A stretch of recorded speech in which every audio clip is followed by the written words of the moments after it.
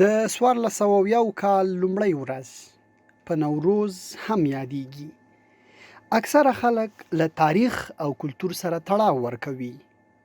سږکال چې هیواد کې طالبانو واک اخیستی، د نوروز له لمانځلو یې ډډه کړې، خو ویلي دي چې خلک یې لمانځلی شي او د چا مخنیوی نه کوي.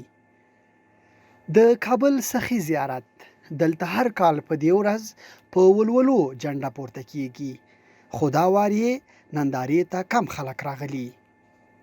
شاهد هستیم در مراسم تجلیل از نوروز مردم در کارتای سخی تشریف آورده است و از نوروز تجلیل میکنند در فضای صلح و امنیت و ما خواهان از این هستیم که انشالله کشور ما همه روزه رشد کند و همه روزه امنیتش تامین باشد، مردم به کاروبار خود برسد و مردم مصروف کار باشد، فقر و بیچارگی از کشور ما از بین برود و ما در کنار همدیگر با تفاهم، برادری و برابری در کنار همدیگر زندگی کنیم.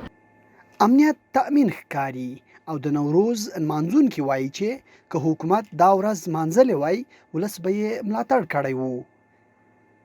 این یک نوع محدودیت است به خاطر به عقیده اونا تجلیل سال نو به مشکلات مذهبی دارن که اینا اگر خودشان از طرف حکومت نمیکنن تجلیل، حداقل بانن مردم تجلیل کنن، حداقل مثل سالهای قبل می بود، قسم که میبینیم مثل سالهای قبل نیست.